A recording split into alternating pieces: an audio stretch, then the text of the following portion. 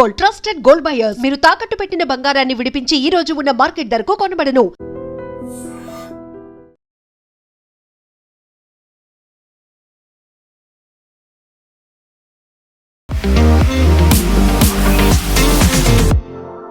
నమస్తే, నేను Kavitha. Welcome to I dream news and నిజాలు. వెస్ట్ బెంగాల్లో గవర్నమెంట్ ఫామ్ అవుతోంది. సీఎం ఎవరు అనేది అధికారికంగా బీజేపీ కూడా అనౌన్స్ చేసింది. బట్ తమిళనాడుకి సంబంధించి ఎందుకంత హై డ్రామా కొనసాగుతోంది? లార్జెస్ట్ పార్టీగా విజయ్ గవర్నర్ దగ్గరికి 3 సార్లు వెళ్ళినా గవర్నర్ ఎందుకు రిజెక్ట్ చేశాడు? అక్కడ ఫామ్ చేయాలంటే మెజారిటీ స్థానాలు కావాలా, లేకుంటే పవర్ఫుల్గా కనిపించేటువంటి ట్రిక్స్ ఉంటేనే గవర్నమెంట్ ఫామ్ అవుతుందా? ఎక్కడ విజయ్ రాంగ్ స్టెప్ వేశాడు? మనతో పాటుగా ఉన్నారు సీనియర్ జర్నలిస్ట్ సురేష్ కొచ్చతిరి గారు. సార్ నమస్తే. సో బెంగాల్ అనేది చాలా క్లియర్గా నీట్గా అయిపోయింది. సక్సెస్ఫుల్గా గవర్నమెంట్ ఫామ్ చేస్తున్నారు సువేందు అధికారి. ఇక్కడ విజయ్కి సంబంధించి లార్జెస్ట్ పార్టీ అన్నట్టుగా అనౌన్స్ చేసినప్పటికీ అక్కడ జరగట్లేదు. ఎందుకు? ఏమైంది? అక్కడ తప్పు ఎక్కడ చేశాడు విజయ్ అసలు? ఐ థింక్ ఆయనకి లీగల్ అడ్వైజర్ స్ట్రాంగ్గా లేదనుకుంటాను. ఫస్ట్ ఆఫ్ ఆల్ ఈయన గవర్నర్ దగ్గర వెళ్ళక్కర్లేదు.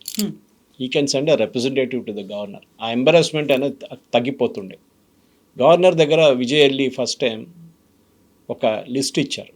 దాంట్లో అన్ని చిన్న చిన్న అలయన్స్ పార్ట్నర్స్ వీళ్ళందరూ, అంటే సిపిఐ, సిపిఎం, కాంగ్రెస్ వీళ్ళందరూ ఉన్నారు. అందరూ కలిసి 118 ఉందని చెప్పారు. ఆయన చూస్తే 117 ఉన్నాయి. ఎందుకంటే 2 స్థానాల్లో ఆయన పోటీ చేసిన 2 స్థానాల్లో సంతకం పెట్టారు. దట్ ఈ కెనాట్ డూ.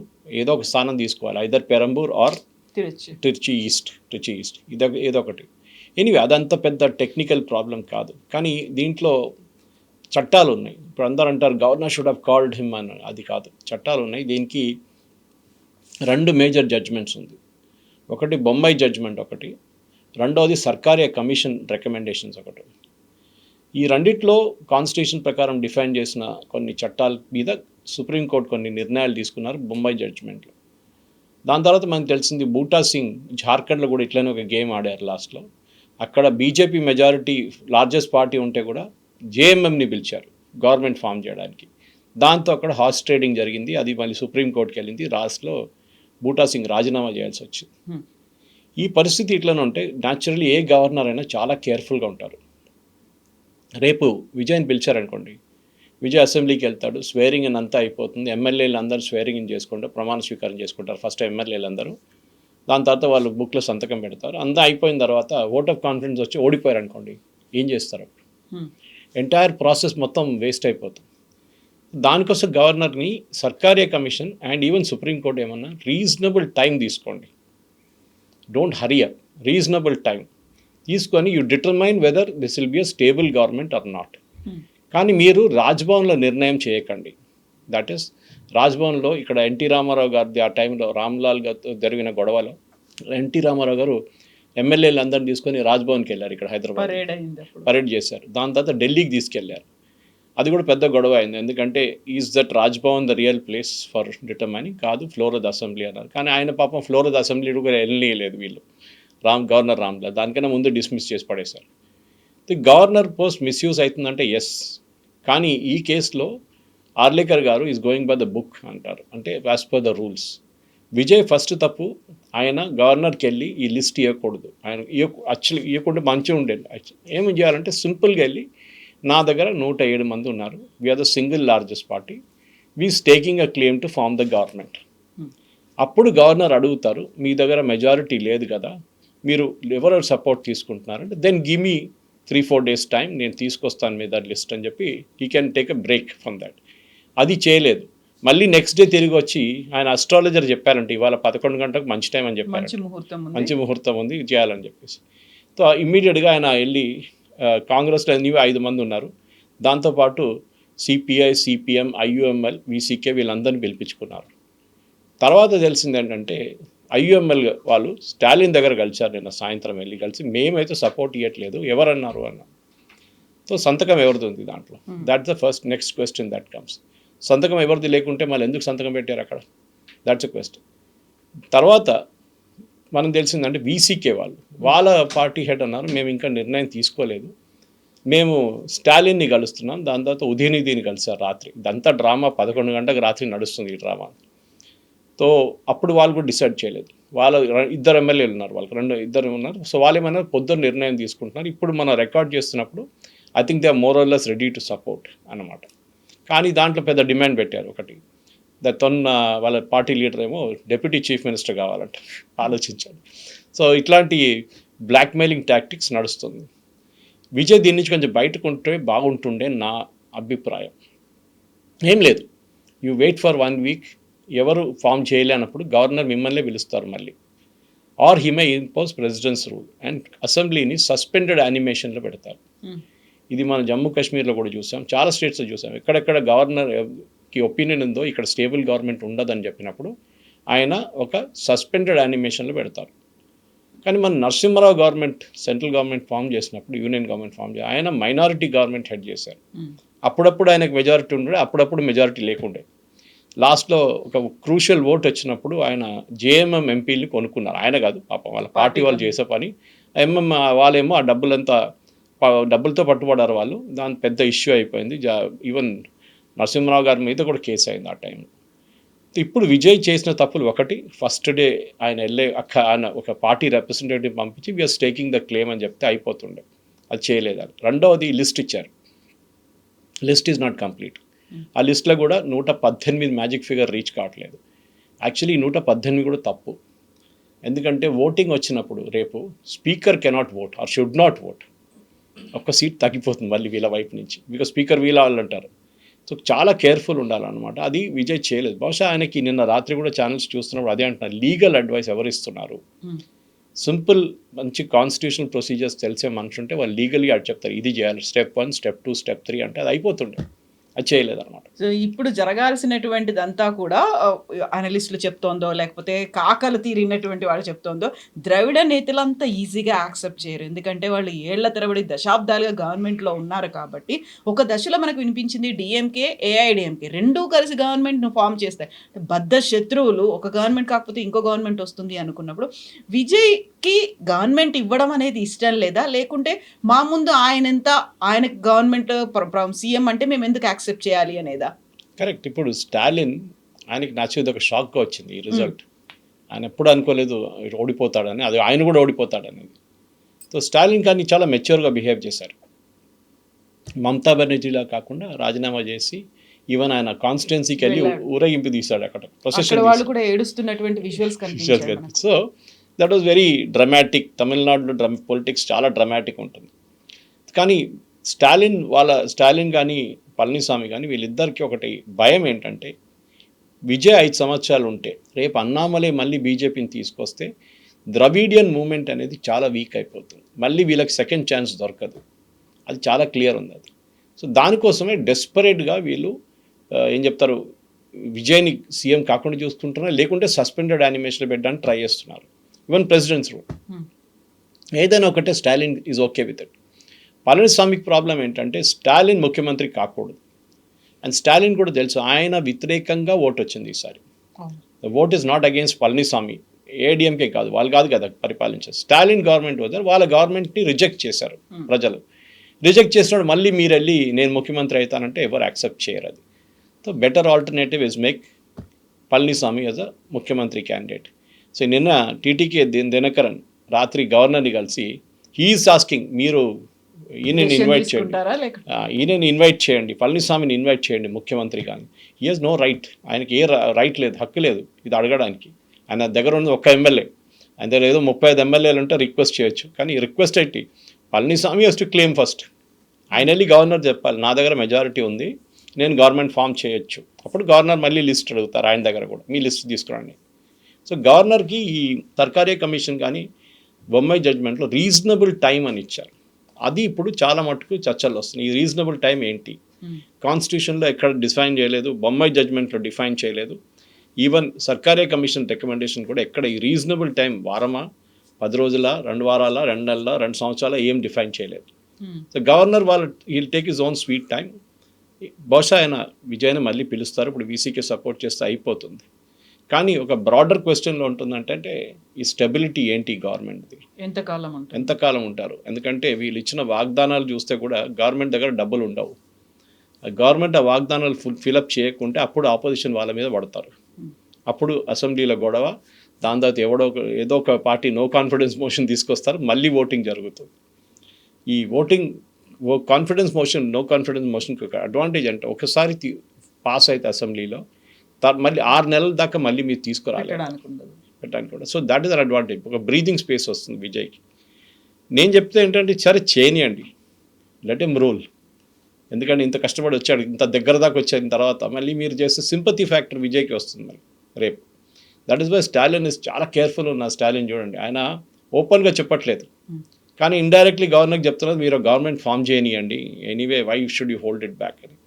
కానీ ఆర్లేకర్ గారికి ప్రాబ్లం ఏంటంటే అక్కడ కేరళ కూడా ఆయనే హ్యాండిల్ చేస్తున్నారు. He's handling the additional responsibility. తమిళనాడులో ఇక్కడ ఆర్ఎన్ రవి గారు బెంగాల్కి వెళ్ళిపోయినప్పుడు హీఈస్ హోల్డింగ్ అడిషనల్ ఛార్జ్. అక్కడ ఇంకో గొడవ నడుస్తుంది కేరళలో, ఎవ్వరు ముఖ్యమంత్రి అని చెప్పి డిసైడ్ చేయలేకపోతున్నారు అక్కడ కాంగ్రెస్ వాళ్ళు. ఇక్కడేమో ఈ గొడవ, ఎవరిని ముఖ్యమంత్రి చేయాలని చూస్తున్నారు, వీళ్ళకి కావట్లేదు ఇక్కడ అనమాట. సో కాన్స్టిట్యూషనల్లీ చూస్తే గవర్నర్ చేసిన దానికి ఎస్, ఆయన పెద్ద లార్జెస్ట్ పార్టీని పిలవాలి ఉండే. దీనికన్నా ముందు కూడా యూనియన్ గవర్నమెంట్లో కూడా చూసాం, లార్జెస్ట్ సింగిల్ పార్టీని ఎప్పుడు పిలుస్తారు గవర్నమెంట్ ఫార్మేషన్కి. అది అక్కడ విజయ్ చేసిన ఫస్ట్ తప్పు. అది బహుశా చేసుకుంటే వాళ్ళ దాకా ఆయన ముఖ్యమంత్రి అయిపోతాడు. సో గవర్నమెంట్ ఫామ్ కోసమని ఇంత కష్టాలు పడుతున్నప్పుడు యూజువల్గా ఉండేది ఏంటంటే ప్రీపోల్ అలయన్స్ అనేది ఉంటుంది. పోస్ట్ పోల్ అలయన్స్ వల్లే ఇలాంటి ప్రాబ్లమ్స్ వస్తాయి. ప్రీపోల్ అంటే ఆల్రెడీ అడ్జస్ట్మెంట్లు అనేది ఉంటాయి, అండర్స్టాండింగ్ అనేది ఉంటుంది, ఎవరెవరు ఏ పదవుల్లో ఉండాలి, ఎంతమందికి ఆ గవర్నమెంట్లో చోటు ఇవ్వాలి అనేవి ఉంటాయి. ఇప్పుడు ఏంటంటే ఎవరు బెదిరిస్తారో, ఎవరు బ్లాక్మెయిల్ చేస్తారో, ఎవరు విత్డ్రా చేసుకుంటారో తెలియని కండిషన్లో ఇవన్నిటిని మేనేజ్ చేయడం కావచ్చు, వాటికి సంబంధించినటువంటి ఒక నాలెడ్జ్, అవగాహన అనేది, ఒక మెచ్యూర్డ్గా పొలిటీషియన్స్ ఎలా ఆలోచిస్తారో అలా విజయ్కి లేదా ఎక్స్పీరియన్స్? ఆబ్వియస్లీ లేదు. ఆయన సినిమా నుంచి వచ్చింది. అట్లీస్ట్ ఎంజీఆర్ గారు కొన్ని సంవత్సరాలు ఒక అండర్ స్టడీగా పనిచేసిన తర్వాతనే ఆయన పాలిటిక్స్లో వచ్చింది. సో ఆయనకు అడ్వాంటేజ్ ఉంది. అది చూస్తే ఎన్టీ రామారావు గారికి ఎక్స్పీరియన్స్ ఏం లేకుండే, కానీ ఆయన బ్యాక్ చేయడానికి చంద్రబాబు నాయుడులో అంటే చాలామంది ఉన్నారు ఆ టైంలో. వాళ్ళు చూసుకున్నారు, వాళ్ళు వెనకాల చక్రాలు తిప్పారు వాళ్ళే. So NT Rama Rao was only the front face for it. ఇక్కడ అది కాదు, విజయ్ అన్ని పని చేస్తున్నాడు, విజయ్ గవర్నర్ దగ్గర వెళ్తున్నాడు, విజయ్ సంతకం తీసుకెళ్తున్నాడు, విజయ్ స్టేక్ క్లెయిమ్ చేస్తున్నాడు. అది కాకుండా మీరు చాలా మెచ్యూర్గా కొంతమంది సీనియర్ పొలిటికల్ లీడర్, అది ప్రాబ్లం, వాళ్ళ పార్టీలో ఒకటే సీనియర్ పొలిటికల్ లీడర్ ఉన్నారు, సెంగోటియన్. ఆయనకు 10 సార్లు ఎమ్మెల్యేగా పోటీ చేసి గెలిచిన మనిషి, చాలా ఎక్స్పీరియన్స్డ్. ఆయన ఫస్ట్ డే, నేను మన టైమ్స్ ఆఫ్ ఇండియాలో కూడా ఆర్టికల్ వచ్చింది, ఆయన చెప్పారంట విజయ్ దగ్గర, మీరు కాంగ్రెస్ సపోర్ట్ ఇప్పుడు తీసుకోకండి, వాళ్ళు ఆఫర్ చేస్తారు, మీరు ఓకే అని చెప్పేసి అంతే, మీరు వాళ్ళ సంతకం తీసుకోకండి, మీరు directly go and take a claim అని చెప్పారంట సెంగోటియన్. అది ఈయన వినలేదు. కాంగ్రెస్ వాళ్ళు అన్నారు అట్లా కాదు వీ షుడ్ గో టుగెదర్ అని మీరు చెప్పారు. చూడండి, చాలా క్రూషల్ ఇది. ప్రీపోల్ అరేంజ్మెంట్ ఉంటే ఏ ప్రాబ్లం ఉండదు. గవర్నర్ మిమ్మల్ని డైరెక్ట్ ఇన్వైట్ చేస్తారు, సంతకం కూడా అడిగారు, బికాస్ ప్రీపోల్లో మీరు ఒక అలయన్స్గా పోటీ చేస్తున్నారు. చాలా సందర్భాలు ఉన్నాయి అట్లాంటిది. ప్రీపోల్ అలయన్స్లో పార్టీలు గవర్నమెంట్ ఫామ్ చేశారు. కానీ ఇప్పుడు మీరు కేరళ తీసుకోండి, కేరళలో ఎవరికి మెజారిటీ ఉంది? కాంగ్రెస్కి లేదు, ఐయుఎంఎల్కి లేదు, ఎవరికి లేదు, యూడిఎఫ్కి ఉంది. యూడిఎఫ్ అంటే దే ఆర్ అలయన్స్ అనమాట. ఇక్కడ కూడా వీళ్ళు సెక్యులర్ ఫ్రంట్ అని కాంగ్రెస్, డిఎంకే వీళ్ళందరూ ఒక సెక్యులర్ ఫ్రంట్ ఫామ్ చేశారు, సిపిఎం. మీరు అది ఫామ్ చేసి మీలో వాళ్ళ పేరు మీద ఓటు తీసుకున్నారు. ఇప్పుడు అదే స్టాలిన్ అంటున్నారు, ఈ కాంగ్రెస్కి 5 సీట్లు ఎక్కడ వస్తుండే, వాళ్ళు ఒంటరి వాళ్ళే పోటీ చేస్తే 1 సీటు కూడా రాదు వాళ్ళకి, మా స్ట్రెంగ్త్ మీద వాళ్ళు గెలిచారు, సిపిఎం అంతే, వాళ్ళు కూడా 1 సీటు కూడా రాదు ఇక్కడ. ఇదంతా అయిన తర్వాత మమ్మల్ని వెనక నుంచి పోటీ చేసి వీళ్ళు వెళ్ళారు ముందు, బ్యాక్ స్టాబర్స్ అని దానికోసం కాంగ్రెస్ని పిలుస్తున్నారు డిఎంకే. సో కరెక్ట్, అది మీరు ఒకసారి అలయన్స్లో పోటీ చేసిన తర్వాత ఆ అలయన్సే మీరు ఫామ్ చేయాలి గవర్నమెంట్. కానీ అది కాకుండా వితౌట్ ఈవెన్ వెయిటింగ్, ఒక్కరోజు కూడా వెయిట్ చేయకుండా ఇమ్మీడియట్ జంప్ చేసేసారు. రాహుల్ గాంధీ టికెట్ కూడా బుక్ చేసుకున్నారు ఇవాళ పొద్దున్న రావడానికి చెన్నైకి. ఆ అర్జెన్సీ ఏంటని అర్థం కావట్లేదు. వీళ్ళకి భయం ఉంది, ఏదో ఒక భయం ఉంది. నిన్న ఎవరో నా దగ్గర అడిగారు ఒక ఛానల్లో, ఏఐడిఎంకే స్ప్లిట్ అయిపోతుంది కదా అన్నారు. నేను చెప్పాను, ఏఐడిఎంకే దగ్గర 46 ఎంతో ఉన్నారు ఎమ్మెల్యేలు. స్ప్లిట్ కావాలంటే 2/3 మెజారిటీ కావాలి, విచ్ ఇస్ ఇంపాసిబుల్. అంతమంది స్ప్లిట్ కారు పార్టీ నుంచి. అదే టైంలో డిఎంకే కూడా స్ప్లిట్ కారు. విజయ్ పార్టీ ఇంకా స్ప్లిటింగ్ ఛాన్సెస్ లేవు, బికాజ్ వాళ్ళు 2/3 అనగానే ఆల్మోస్ట్ 80 దగ్గర వచ్చేస్తుంది. వాళ్ళు ఎట్లా స్ప్లిట్ అవుతారు? They cannot split. అట్లాంటి పరిస్థితుల్లో ఇప్పుడు ఒక సస్పెన్స్ లాగా ఉంది సినిమా లాగా, ఏం జరుగుతుందో తెలియదు. జరిగితే కూడా జరుగుతుంది. ఎస్, విజయ్ ముఖ్యమంత్రి అవుతారో నాకు లైఫ్ లాంగ్ అంబిషన్, ఆయనది ఒక రియాలిటీగా మారిపోతుంది. కానీ ఇంకా ముందుకెళ్తూ ఏం చేస్తారు ప్రతి దాని మీద ఇప్పటి నుంచి. అండ్ మనం చూసాం ఇది, ఈ చంద్రశేఖర్ రెజీమ్ ఒకటి, ఇందర్ కుమార్ గుజరాల్ రెజీమ్ ఒకటి, దేవగౌడ రెజీమ్ ఒకటి, వీళ్ళందరినీ ఎవరో వెనక నుంచి ఒక ఐదర్ కాంగ్రెస్ వాళ్ళు మీరు గుర్తుంటుంది, ఐ థింక్ చంద్రశేఖర్ గవర్నమెంట్ అనుకుంటాను, దాన్ని పడిపోవడానికి కారణం ఏంటంటే రాజీవ్ గాంధీ ఇంటి బయటనో ఎవరో పోలీసు వాళ్ళు పెట్టారని చెప్పి రాజీవ్ గాంధీ కంప్లైంట్ చేశారు చంద్రశేఖర్. దాంతో నా గవర్నమెంట్ పడిపోయింది. నా మీద మీరు నిఘా పెట్టారు, స్పైయింగ్ చేస్తున్నారని చెప్పి సిల్లీ ఎక్స్క్యూజ్. అట్లాంటి ఎక్స్క్యూజ్ పెట్టి రేపు పొద్దున్న లేవగానే వీసీకే ఫోన్ చేసి చెప్తాడు, నేను రేపు పొద్దున సపోర్ట్ విత్డ్రా చేయబోతుంది, గవర్నర్ దగ్గరికి వెళ్తాను నేను అంటాను. ఏం చేస్తారు? గవర్నర్ కూడా ఏం చేయలేరు ఆ టైంలో. Once you're sworn in the government, మీ రెస్పాన్సిబిలిటీ అయిపోయింది. అన్లెస్ మేజర్ క్రైసిస్గా పార్టీ స్ప్లిట్ అయిందో ఏదనంటే then it's a different thing. కానీ గవర్నర్ డైలీ ఇంటర్ఫియర్ చేయలేరు. ఆయన ఒక కాన్స్టిట్యూషనల్ హెడ్ అంతే. కానీ ఇప్పుడు చూడండి, ఇప్పుడు తమాషాదే మొదలైంది. అండ్ హిస్టరీ ఉంది దీంట్లో, ఇప్పుడు కాదు, చాలా సందర్భాల్లో యూనియన్ గవర్నమెంట్లో, ఎస్పెషల్లీ స్టేట్ గవర్నమెంట్ పక్కన పెట్టచ్చు, ఇట్లాంటి స్ప్లిట్స్ జరిగిన తర్వాత బ్లాక్మెయిలింగ్ జరిగింది, గవర్నమెంట్ పడిపోయింది, చాలా సందర్భాలు ఉన్నాయి అట్లాంటి. సో ఇప్పుడు విజయ్ ఏం చేస్తాడు? చాలా హడావిడిగా అయితే జననాయకన్ సినిమాతో పోలుస్తున్నారు. ఇప్పుడు జననాయకన్ చాలా ప్రెస్టీజియస్గా తీసుకున్నారు, రిలీజ్ చేయాలనుకున్నారు, బట్ అక్కడ సెన్సార్ సర్టిఫికేట్ రాలేదు. చివరికి రిలీజింగ్ డేట్లు అనౌన్స్ చేసి టికెట్లు అన్నీ పోయిన తర్వాత కూడా అది ఇప్పటికీ రిలీజ్ అవ్వకుండా ఉంది. ఇప్పుడు బంపర్ మెజారిటీ అనేది మాకు వచ్చింది, సింగిల్ లార్జెస్ట్ పార్టీగా అక్కడ వచ్చినప్పటికి కూడా గవర్నమెంట్ ఫామ్ చేయడానికి మళ్ళీ వెనకడుగేస్తున్నారు. ఇవన్నీ ఆలోచించాల్సి వస్తుంది. ఈ హర్డిల్స్ అన్నీ దాటుకొని విజయ్ అనే నేను అలా ఓత్ టేకింగ్ సెరమనీ అనేది అవుతుందా లేదా? అవుతుంది, అది దాంట్లో డౌట్ లేదు, అవుతుంది. కానీ టైం పడుతుంది, ఒకటో 2 రోజులు పడుతుంది. ఇంకా దాని తర్వాత క్లారిటీ వచ్చేస్తుంది డెఫినెట్గా. ఎందుకంటే ఒకసారి వీసీకే ఓకే అంటే then there is no, governor కూడా ఏం ఆపర్, ఆయన will carry on with the oath taking ceremony. కానీ మళ్ళీ అదే ప్రాబ్లంకి వస్తున్నాం మనం తిరిగి. ఈ ఉన్న పార్టీలు, చిన్న చిన్న పార్టీలు, వీళ్ళు రేపు ఎప్పటికి వెళ్ళిపోతారు, ఎక్కడ కనిపించకుండా పోతారని డౌట్ ఉంది. ప్రతి పార్టీ, చిన్న చిన్న పార్టీలు అందరికి పదవి కావాలని అడుగుతారు. వాళ్ళకి తెలుసు పాసిబ్లీ టీవీకేలో ఉన్న ఎమ్మెల్యేలు కూడా చాలామందికి పొజిషన్ రాదు, వాళ్ళకు మినిస్టర్షిప్ ఇవ్వలేరు. ఎందుకంటే చిన్న చిన్న వాళ్ళు అడుగుతారు, సిపిఎం వాళ్ళు అడుగుతారు, సిపిఐ వాళ్ళు అడుగుతారు, వీసీకే అడుగుతున్నారు ఉప ముఖ్యమంత్రి. ప్రతి చిన్న పార్టీ, 1 ఎమ్మెల్యే 2 ఎమ్మెల్యేలను అందరూ బ్లాక్మెయిల్ చేస్తారు. ఎవరో నేను ఒక కార్టూన్ వేశారు, బీజేపీ ఎమ్మెల్యే సైడ్లో కూర్చొని తమాషా చూస్తున్నా అంటే ఆయన ఒకడే ఉన్నాడు, నన్ను కూడా పిలుస్తారేమో వీళ్ళు సపోర్ట్ కోసం, అప్పుడు నేను చూపిస్తానని చెప్పేసి. ఎనీవే, ఇప్పుడున్న పరిస్థితుల్లో ఐ థింక్ విజయ్ ముఖ్యమంత్రి అవుతారు, దాంట్లో డౌట్ లేదు.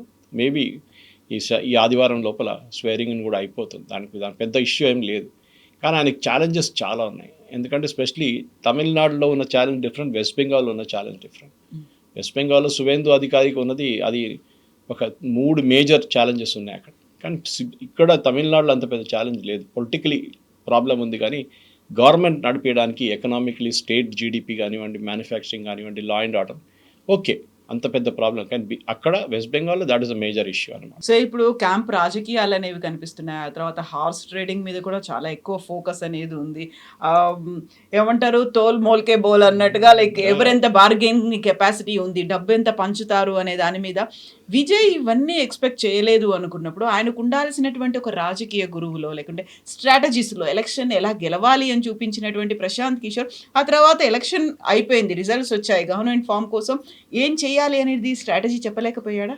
అది అక్కడే ప్రాక్టికల్ ఎక్స్పీరియన్స్ మనకు వస్తుంది. ప్రశాంత్ కిషోర్ కూడా ఎక్స్పీరియన్స్ లేదు. ఆయనే కదా బీజేపీని 2014లో గెలిపించింది ప్రశాంత్ కిషోరే. He was very close to Modiji ఆ టైంలో. నేను ఫస్ట్ టైం ఆయన్ని 2013లో కలిసాను గాంధీనగర్లో, మోదీ గారి ఆఫీస్లో. ఆ టైంలో ఆయన డెవలపింగ్ చేయాలి. అప్పుడు మోదీ గారిని క్యాండిడేట్ కూడా డిక్లేర్ చేయలేదు ఆ టైం. వీళ్ళందరూ ఒక సిటిజన్స్ ఫర్ అకౌంటబుల్ గవర్నెన్స్ అని చెప్పి సిఏజీ అని చెప్పి గ్రూప్ ఫామ్ చేశారు. గ్రూప్ అందరు ఎన్ఆర్ఐస్, మోస్ట్ ఆఫ్ దమ్, బయట నుంచి వచ్చిన స్ట్రాటజిస్ట్, డాయిష్ బ్యాంక్ కానివ్వండి, సిటీ బ్యాంక్ కానివ్వండి, కోక్లో పనిచేస్తారు, అందరూ వచ్చారు. మేనేజర్స్, పెద్ద వాళ్ళు, సీనియర్ వైస్ ప్రెసిడెంట్ లెవెల్ వాళ్ళు వచ్చి భారతదేశంలో ఉన్న రాజకీయం మార్చుతానని వచ్చారు వాళ్ళు. కానీ వాళ్ళకి ప్రాబ్లం ఏముండే అంటే వాళ్ళ స్ట్రాటజీలో చాలా బాగా చేస్తారు. చాయ్ పే చర్చ అని ఒక కాన్సెప్ట్ కూడా ఎందుకు వచ్చిందంటే, ఒకరోజు మణిశంకర్ అయ్యర్ గారు అక్కడ ఏఐసిసి టాల్కటోరా స్టేడియంలో మీటింగ్ జరుగుతున్నప్పుడు మీడియాతో చెప్పారు, ఇక్కడ మోదీ గారు ఎప్పుడు ప్రధానమంత్రి గారు, ఆయన ఇక్కడ వచ్చి కావాలంటే ఛాయ్ అమ్ముకోవచ్చు అని చెప్పి, మేము కావాలంటే ఒక స్టాల్ ఇస్తాం ఆయనకని చెప్పారు. ఇమీడియట్గా వీళ్ళు పికప్ చేసుకొని దాన్ని చాయ్ పే చర్చ అనే కాన్సెప్ట్ చేసేసారు. దాంట్లో వీళ్ళ ప్రశాంత్ కిషోర్ కానీ ఇట్లాంటి ఐపాక్ లాంటి టీమ్స్ చాలా స్ట్రాంగ్గా ఉంటారు. కానీ ప్రాక్టికల్గా పొలిటికల్గా ఆలోచించడానికి వాళ్ళకి ఇట్లాంటి గవర్నర్కి ఎట్లా వెళ్ళాలి, గవర్నర్ దగ్గర ఎవరు వెళ్ళాలి, గవర్నర్ దగ్గర స్టేక్ ఎట్లా క్లెయిమ్ చేయాలి, దానికి సంతకాలు ఎట్లా ఉంటుంది, మీరు ఎవరో సంతకాలు ఫోర్స్ చేస్తే రేపు గవర్నర్ ప్రాబ్లంలో అయిపోతారు రేపు, సో మీరు కూడా ప్రాబ్లంలో అయిపోతారు, మీ మీద ఫార్జరీ కేసు వస్తుంది. ఇదంతా చాలా కాంప్లికేషన్స్ ఉన్నాయి. క్లీన్ మెజారిటీ లైక్ కేరళ కానివ్వండి, వెస్ట్ బెంగాల్ కానివ్వండి, ఈవెన్ పుదుచ్చేరి, ఆర్ అస్సాం, అక్కడ ఏ ప్రాబ్లం లేదు, ఎందుకంటే నీట్ మెజారిటీ వచ్చేసింది వాళ్ళకి. కానీ ప్రాబ్లం ఎక్కడ వచ్చిందంటే తమిళనాడులో ఈ ఇన్ఎక్స్పీరియన్స్తోనే విజయ్ని అడ్వైస్ చేయడానికి ఎవరు లేరు అనుకుంటాను. ఉన్నవాళ్ళు ఉంటే కూడా వాళ్ళు కరెక్ట్గా అడ్వైస్ చేయట్లేదు. దాంతోనే ఈ సిరీస్ ఆఫ్ మిస్టెప్స్ జరిగింది ఆయనకి అన్నమాట. సో ఇప్పుడు కాంగ్రెస్ కనుక విజయ్కి మద్దతు ఇస్తే నేషనల్ వైడ్గా ఉన్నటువంటి ఇండీ కూటమి ఉంది, దాంట్లోంచి నేను బయటకు వచ్చేస్తాను అని స్టాలిన్ థ్రెటన్ చేశాడు అనేది, అక్కడ కూడా క్రాక్స్ వస్తున్నాయి. కాబట్టి చాలా ఆచితూచి అడుగు వేయాలి అనేది, చాలా బ్యాలెన్స్డ్గా ఉండాలి, స్ట్రాటజీతో ఉండాలి. ఇక్కడ కావాల్సింది మెజారిటీ అనేది కాదు, కావాల్సింది ట్రిక్స్ అనేది, ఒక సీట్లు ఎన్ని వచ్చాయి అనేది కాదు, ఎలాంటి ట్రిక్ ప్లే చేశాడు, ఎలా లాజికల్గా ఆలోచించాడు, ఎలా అనాలిసిస్ చేయగలిగారు అనేది. సో ఇప్పుడు స్టాలిన్ తీసుకుంటుంది ప్రాపర్గా కరెక్ట్ డెసిషన్ అంటారా ఎన్డీఏ కూటమి నుంచి బయటికి రావడం? వచ్చేస్తారు వాటి ఆల్రెడీ కనిమొళి లోక్సభ స్పీకర్కి రైటింగ్ ఇచ్చేస్తారు. నేను కాంగ్రెస్ వైపు మేము కూర్చుంటాం కదా, ఆ బెంచ్లో ఆపోజిషన్ బెంచ్ మార్చేసాను నన్ను అక్కడ. That is the big indication. డెఫినెట్గా ఇండి కూటమి నుంచి బయటకు వస్తే దాంట్లో కూడా డౌట్ లేదు. ఎందుకంటే ఇప్పుడు ఇండి కూటమి లేదు కదా. యాక్చువల్ టెక్నికలీ రాహుల్ గాంధీని ఫస్ట్ పర్సన్ ప్రధానమంత్రి చేయాలని చెప్పిన మనిషి స్టాలిన్. యాక్చువల్ ఆయన్నే ఈయన వెనక నుంచి పొడిచేసి వెళ్ళిపోయాడు. 27 సంవత్సరాల నుంచి ఉన్న పొత్తు ఇది ఓవర్ నైట్ రాహుల్ గాంధీ మార్చేశాడు. దాంతో ఏం జరుగుతుందంటే ఎవరైనా రేపు కాంగ్రెస్తో పొత్తు పెట్టుకున్నా వాళ్ళకి డౌట్ వస్తుంది, వీళ్ళు మాతో ఉంటారా లేదా అనేది. అట్ నేషనల్ లెవెల్ ఆలోచించండి. రేపు ఒక సెంట్రల్ గవర్నమెంట్లో ఒక ఆపర్చునిటీ వస్తే అలయన్స్ పార్ట్నర్గా మేము పోటీ చేసి ఒక ప్రీపోల్ అలయన్స్కి వెళ్తామంటే అందరూ బ్యాక్అవుట్ అయిపోతారు, ఇంక్లూడింగ్ సమాజ్వాదీ పార్టీ. వాళ్ళకు కూడా రేపు డౌట్ వస్తుంది, రేపు ఎక్కడైనా ఈ మార్పులు అక్కడిక్కడ వచ్చేస్తే వీళ్ళు వాళ్ళతో వెళ్ళిపోతారా మాతో వస్తారని డౌట్ ఉంది. లక్కలీ ఉత్తరప్రదేశ్లో ఆ ప్రాబ్లం లేదు. ఉత్తరప్రదేశ్లో ఉన్నది 3 పార్టీలే బేసిక్లీ. దాంట్లో బహుజన్ సమాజ్ పార్టీ పోయింది మొత్తం, మాయావతి ఈజ్ టోటలీ అవుట్. ఉన్నది వీళ్ళిద్దరే, SP Congress alliance and BJP. కానీ ఇప్పుడు 2027 రాబోయే ఎలక్షన్లో ఈ క్వశ్చన్ బయటకు వస్తుంది, ఎందుకు ఎవరు ఈ పొత్తు పెట్టుకుంటారా లేదా, లేకుంటే పొత్తు ఉంటుందా పోతారని ఏం క్లారిఫికేషన్ లేదు ఇప్పుడు దానికి. డెఫినెట్గా దాని పొజిషన్ మనం చూడాల్సిందే. అండ్ ఐ థింక్ నా అంచనా ప్రకారం 2027 ఎలక్షన్లో ఇండి కూటమి ఉండదు, అంటే ఉత్తరప్రదేశ్ ఎలక్షన్లో. తర్వాత 2029 election which is mostly return of now. ఎందుకంటే వెస్ట్ బెంగాల్లో 39 అక్కడ ఉన్న స్థానాల్లో మెజారిటీ బీజేపీ తీసుకెళ్ళిపోతారు, మెజారిటీ. ఈవెన్ మన తమిళనాడులో చూడండి ఇప్పుడు స్ప్లిట్ అవుతుంది. స్టాలిన్ వాళ్ళ స్ట్రెంగ్త్ చూపించారు, అప్పుడు చూపిస్తారు నెక్స్ట్ టైం ఎలక్షన్లో. ప్రిపేర్డ్గా వెళ్తారు ఈసారి. ద్రవిడియన్ ఫిలాసఫీని వాళ్ళు ఇప్పుడు ఇన్ని రోజుల దాకా ద్రవిడియన్ ఫిలాసఫీని యాంటీ హిందీ ఫిలాసఫీగా పెట్టుకున్నారు. Anti NEET exam, anti Hindi, okay, north ఇండియన్స్ది మేము అంగీకరించాము న్యూ ఎడ్యుకేషన్ పాలసీ, ఇదంతా స్టాలిన్ స్ట్రాటజీ ఉండే. స్టాలిన్కి స్ట్రాటజీ మార్చాల్సి వస్తుంది. సో ఇండి కూటమి నుంచి బయటికి రావడం చాలా ఇది. మమతా బెనర్జీ ఏమో నేను ఇప్పుడు ఇండి కూటమిని చూసుకుంటాను, అన్ని స్టేట్స్ తిరుగుతాను. కానీ ఆమెను ఎవరు పట్టించుకుంటారు? ఇప్పుడు ఎవరు పట్టించుకోరు. Because once you had power మిమ్మల్ని అందరు రెస్పెక్ట్ చేస్తారు, పవర్ లేనప్పుడు ఎవరు పట్టించుకోరు మిమ్మల్ని. సో మమతా బెనర్జీ వస్తే కూడా రాహుల్ గాంధీకి థ్రెట్. ఎందుకంటే ఆయన ఇప్పుడు దాకా డిఫాక్టో నేనే హెడ్ ఇండి కూటమి అని నడుస్తున్నారు ఆయన. ఇప్పుడు సడన్గా ఆయన పొజిషన్ వీక్ అయిపోతుంది. రేపు స్టాలిన్ అంటారు రాహుల్ గాంధీని తీసేసేయండి ఇండి కూటమి నుంచి, మేము ఇంకో కూటమి పెడతామని చెప్పేసి. అది ఇంకా డేంజరస్. సౌత్లో మేము ఇంకా టైప్ పెట్టుకుంటాం, రాహుల్ గాంధీ అక్కర్లేదు, కాంగ్రెస్ అక్కర్లేదు. సో ఇప్పుడు ఓకే గవర్నమెంట్లో కాంగ్రెస్ ఉంటారు, కరెక్ట్ మీరు చెప్పిన దాని ప్రకారం తమిళనాడులో. కానీ ఫ్యూచర్ ఏంటి? ఒక టైంలో కే కామరాజ్ లాంటి చాలా పెద్ద నేతలు ఉన్న ఒక స్టేట్ తమిళనాడు, అక్కడ ఇప్పుడు ఇవాళ ఏ పొజిషన్లో కూడా లేరు అన్నమాట ఓట్ల కోసం కాంగ్రెస్. ఆ పరిస్థితికి వచ్చేస్తారు. ఏం వెస్ట్ బెంగాల్లో కూడా అంతే. రేపు ఎందుకు పొత్తు పెట్టుకుంటారు? మమతా బెనర్జీ కూడా అడుగుతారు రేపు కాకుండా నెక్స్ట్ ఎలక్షన్లో, కాంగ్రెస్ మేము పొత్తు పెట్టుకోవాలంటే అప్పుడు immediate she loss the same question, వీళ్ళు నాతో ఉంటారా మళ్ళీ వెళ్ళిపోతారా ఎవరితోనా అని చెప్పేసి ఆ డౌట్ ఆమెకు వస్తుంది అన్నమాట. కాంగ్రెస్ చేయకూడదు. యాక్చువల్లీ వాళ్ళు చేసిన చాలా పెద్ద స్ట్రాటజిక్ మిస్టేక్. మీరు వెయిట్ చేయండి, let TVK come to you, మీ దగ్గర వచ్చి అడగాలని. వాళ్ళు అడుగుతారు, మమ్మల్ని సపోర్ట్ చేస్తారు. వాళ్ళు అడిగే ముందు వీళ్ళు సపోర్ట్ ఆఫర్ చేశారు. దట్ అగైన్ ఒకవైపు విజయ్ తప్పులు చేస్తుంటే ఇంకోవైపు కాంగ్రెస్ కూడా తప్పులు చేస్తారు అనమాట. సో ఇప్పుడు టీవీకేకు మద్దతుగా వీసీకే అనేది వస్తుంది అనుకున్నప్పుడు, వీసీకే చేస్తున్నటువంటి క్యాంపెయిన్లో తమిళ ఈలం ఎల్టీటీ అధినేత ప్రభాకరన్ ఫోటోలు ఎందుకు కనిపిస్తున్నాయి? ఇఫ్ నేను కనుక మద్దతు ఇచ్చాను అనుకుంటే ప్రభాకరన్ వాళ్ళకి ఒక అఫీషియల్గా ఒక గవర్నమెంట్లో ఫామ్ చేసినటువంటి ఒక ప్లేస్ అనేది వస్తుంది కదా. తమిళ్ పాలిటిక్స్లో వెల్లుపల్లె ప్రభాకరన్కి ఒక ప్లేస్ ఉందండి. వైకో అని మీకు గుర్తుంటుంది, ఆయన పార్టీ పేరు మర్చిపోయాను నేను, ఇప్పుడు ఏ పార్టీలో ఉన్నారో తెలియదు. ఆయన పార్టీ అలయన్స్ మార్చుతూనే ఉంటాడు. ఐ థింక్ మోస్ట్ ప్రాబ్లీ ఈ వాజ్ డిఎంకేతో ఉండే ఆయన వాళ్ళ పొత్తులో, కానీ గెలవలేదు అనుకుంటాను సీట్లే. సో వైకో చూడండి, ఆయన క్యాంపెయిన్లు ఎప్పుడు వెల్లుపల్లె ప్రభాకరన్ గురించి మాట్లాడతారు కూడా, పోస్టర్లు పెట్టిన పక్కన పెట్టచ్చు. ఈ స్పీక్స్ అబౌట్ తమిళ్ ఈలం. అది నాకు గుర్తుంది ఎన్డీఏ గవర్నమెంట్ ప్రీవియస్ వాజ్పేయి గారి గవర్నమెంట్ ఉన్నప్పుడు అనుకుంటా ఇది పెద్ద ప్రాబ్లం అయిపోయింది. ఎందుకంటే ఆ టైంలో గవర్నమెంట్ ఆఫ్ ఇండియా వాళ్ళని ఒక టెర్రరిస్ట్ గ్రూప్ అని డిక్లేర్ చేసిన తర్వాత వీళ్ళ సపోర్ట్ చేయడము, వీళ్ళ గురించి మాట్లాడడము, వీళ్ళ పోస్టర్లు పెట్టుకోవడం దాంట్లో ఉంటుంది, ఇష్యూ ఉంటుంది. కానీ తమిళనాడులో తమిళీలం అనేది ఒక ఇప్పుడు కూడా ప్రభాకరన్ లేరు, తమిళీలం కాన్సెప్ట్ లేదు, శ్రీలంకలో కూడా ఏం జరగట్లేదు. కానీ వీళ్ళ నడిమిట్లో ఎప్పుడు కూడా ఉంది. ఎందుకంటే తమిళియన్ రెఫ్యూజీస్ ఇంకా ఉన్నారు, శ్రీలంకన్ రెఫ్యూజీస్ చాలామంది తమిళనాడులో ఉన్నారు ఇప్పుడు కూడా. వాళ్ళకి ఒఫీషియల్గా రెఫ్యూజీ స్టేటస్ ఉంది, వాళ్ళకి డబ్బులు ఇస్తారు యుఎన్హెచ్సిఆర్, వాళ్ళకు రేషన్లు ఇస్తారు, అన్నీ చేస్తారు. And I think one candidate also ఒకసారి ఎవరో పోటీ చేసిన కూడా ఇచ్చారు ఈసారి. And Vijay's wife, TVK Vijay's wife ఇప్పుడు కూడా డివోర్స్ జరగలేదు, కానీ ఈ wife is Sri Lankan actually. I think English Sri Lankan, she's English citizen ఉండే ఆమె.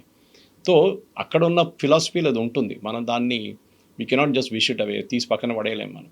అది ఉంటుంది, మనం ఇగ్నోర్ చేయాల్సింది అంతే. ఆ ప్రభాకరన్ ఇన్ఫ్లుయెన్స్ ఇప్పుడు ఎక్కడ లేదు తమిళ పాలిటిక్స్. ఒక టైంలో ఉండే వీళ్ళందరూ ఇంక్లూడింగ్ డిఎంకే, వీళ్ళు మీకు గుర్తుంటుంది ఈవెన్ కాంగ్రెస్ వైపు నుంచి ప్రియాంక గాంధీ జైలుకి వెళ్ళి వాళ్ళ నాన్నగారిని చంపిన వాళ్ళని కలిసి వాళ్ళు రిలీజ్ డిమాండ్ చేశారు, క్షమాభిక్ష ఇవ్వండి అని చెప్పి. సో తమిళ్ పాలిటిక్స్లో ఇట్స్ అ పార్ట్, తమిళీలం అనేది ఒక పార్టే ఉంటుంది.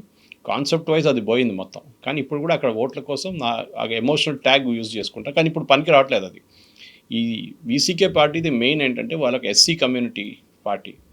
ఓకే, వాళ్ళ పార్టీని ఈసారి కూడా వాళ్ళు ఇద్దరు క్యాండిడేట్స్ కలిసింది ఎస్సీ సీట్స్ నుంచి. సో వాళ్ళది ఒక చాలా క్లియర్ స్ట్రాటజీ అన్నమాట, that we are representing the schedule caste community అని. అది దాని ఇట్లా వాళ్ళకి తమిళీలంతో ఏదైనా పొత్తుందా, లేకుంటే తమిళీలం సింపతి ఉందా అంటే ఎస్ ఉండొచ్చు. ఒకవేళ గవర్నమెంట్ ఫామ్ చేస్తే అక్కడ ఆయన ఫోటోలు కూడా కనిపిస్తాయా వాళ్ళ ఆఫీసుల్లో? నో, అది డౌట్ఫుల్. ఎందుకంటే గవర్నమెంట్ ఆఫ్ ఇండియా పాలసీ మీరు దాన్ని కౌంటర్ చేయలేరు.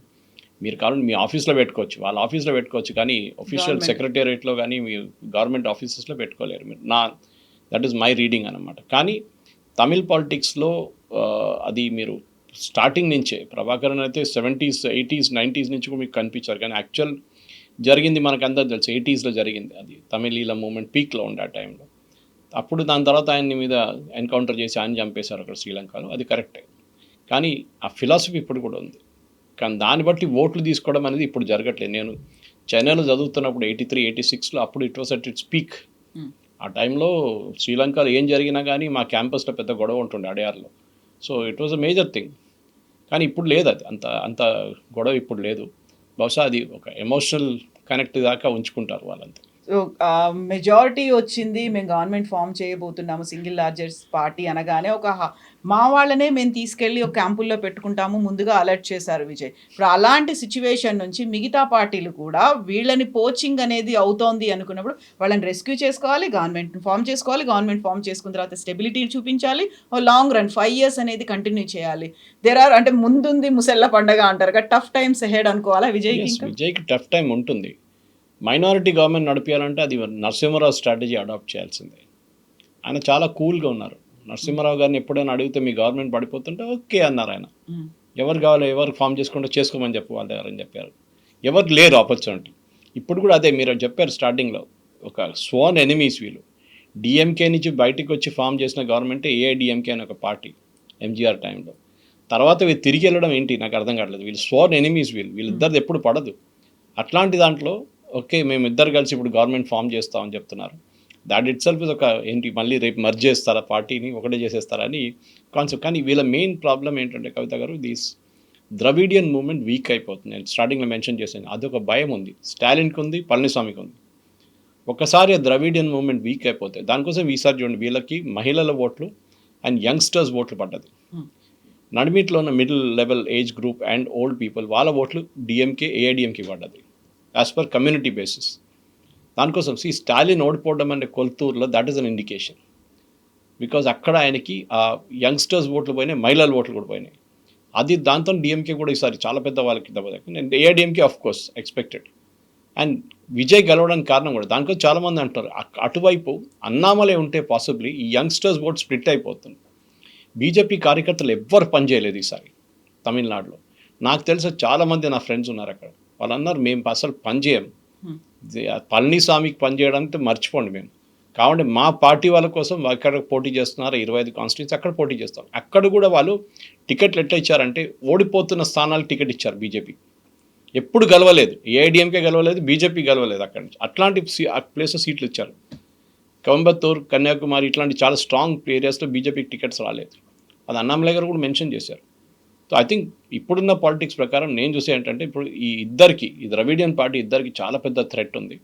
దానికోసం వాళ్ళ కాడర్ని ఉంచుకోవడానికి ట్రై చేస్తున్నారు. ఎందుకంటే రేపు బెంగాల్లో జరిగినట్లనే వీళ్ళిద్దరి దగ్గర నుంచి ఐదర్ విజయ్ వైపో ఆర్ బీజేపీ వైపో వీళ్ళందరూ వెళ్ళిపోతే రేపు డిఎంకే, ఏఐడిఎంకే అనే పార్టీలు ఉండరు. Same thing what happen to TMC, అది కూడా తమిళనాడు కూడా అదే జరగవచ్చు నెక్స్ట్ ఎలక్షన్లో. ఇప్పుడు 2021 పోయింది, 31లోకి నెక్స్ట్ ఎలక్షన్. బహుశా అప్పుడు దాకా తమిళనాడు పొలిటికల్ సీన్ మారిపోవచ్చు. ఉండాలంటే విజయ్ ఉండాలి, లేకుంటే మారాలంటే మారిపోతుందంటే వీళ్ళిద్దరు భయపడతారు. డిఎంకే భయపడతారు, ఏఐడిఎంకే భయపడతారు. ఒకసారి ద్రవిడియన్ ఫిలాసఫీ వాళ్ళ ఓటర్ మైండ్ నుంచి బయటికి పోతే మళ్ళీ దాన్ని తిరిగి తీసుకురావడం చాలా డిఫికల్ట్. సో బోల్డ్ అంత హైడ్రామా, బోల్డ్ అనే స్ట్రాటజీలు, ఎత్తులకు పై ఎత్తులు ఇవన్నీ వేసిన తర్వాత ఒక వన్ ఫైన్ డే ఎప్పుడో ఒక రోజు విజయ్ అయితే సీఎం అవుతారు. డెఫినెట్గా ఐ థింక్ ఇంకా ఈ సండే మండే లోపల అయిపోతారు, దాంట్లో ప్రాబ్లం ఉండదు. ఓన్లీ థింగ్ ఈజ్ ఆయన స్టార్టింగ్లో ఫస్ట్ స్టెప్పే తప్పేశాడు, అదొక్కటే రిగ్రెట్ ఉండొచ్చు. మీరు కొంచెం మెచ్యూర్గా బిహేవ్ చేస్తే, ఇంత ఎక్సైటెడ్గా బిహేవ్ చేయకుంటే ఇమ్మీడియట్గా నేను ఇప్పుడే స్వేరింగ్ అని అయిపోతుందని టైం తీసుకోండి. Who is problem? సువేందు అధికారి కూడా 4th వచ్చిన రిజల్ట్ ఇప్పుడు 9వ తారీఖు స్వేరింగ్ అని అయింది. They weighted 5 days. వాళ్ళకి తెలుసు ఆయనే అవుతాడు ముఖ్యమంత్రి క్యాండిడేట్ అని. కానీ యూ షుడ్ నాట్ ఇమ్మెచ్యూర్గా బిహేవ్ చేసి ఏదో పరిగెత్తుకుంటే గవర్నర్ దగ్గర వెళ్ళి నన్ను ఎప్పుడే ముఖ్యమంత్రి చేయండి అని చెప్తే that is immaturity. And Arlekar లాంటి చాలా వెటరన్ ఆర్ఎస్ఎస్ ఏం చెప్తారు, ఒక లీడర్గా ఉండి ఆయన ఇప్పుడు గవర్నర్గా ఉన్నారు. ఆర్ఎస్ఎస్ బ్యాకింగ్ ఉంది, ఆయన ఆర్ఎస్ఎస్ నుంచి వచ్చారు. ఆయన న్యాచురల్లీ ఆయనకు చట్టాల గురించి అటార్నీ జనరల్ కానీ వాళ్ళందరూ అడ్వైస్ చేస్తారు, లీగల్ అడ్వైజర్స్. ఆయన సొంతంగా డిసిషన్ తీసుకోరు. రేపు ఎవరైనా సుప్రీంకోర్టు కూడా వెళ్ళొచ్చు. So he would consulted with attorney. They would said ఇది రికమెండేషన్స్, బొమ్మాయి జడ్జ్మెంట్లు ఎట్లా ఉంది, సర్కారియర్ కమిషన్ రికమెండేషన్స్ ఇది ఉంది, మీరు ఇది చేయండి అని చెప్పుంటారు. కానీ అది విజయ్ వైపు కూడా ఎవరైనా అడ్వైస్ చేస్తే బాగుంటుండే. ఇప్పుడు నా ఆఫ్ కోర్స్ అదంతా హైండ్ సైట్ ఇస్ అడ్వాన్స్ అయిపోయిన తర్వాత చాలా మంది అడ్వైస్ చేయడానికి వస్తారు మీకు. Yes sir, we'll wait what is going to happen అనేది. Sure. Thank you so much. Thank you very much.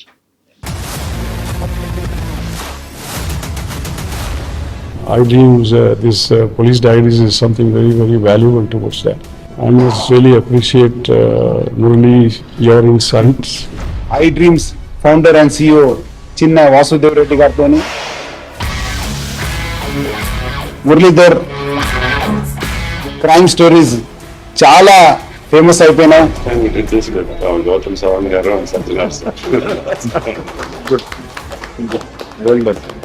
congratulate him for doing so well, and I congratulate him his boss also. So well.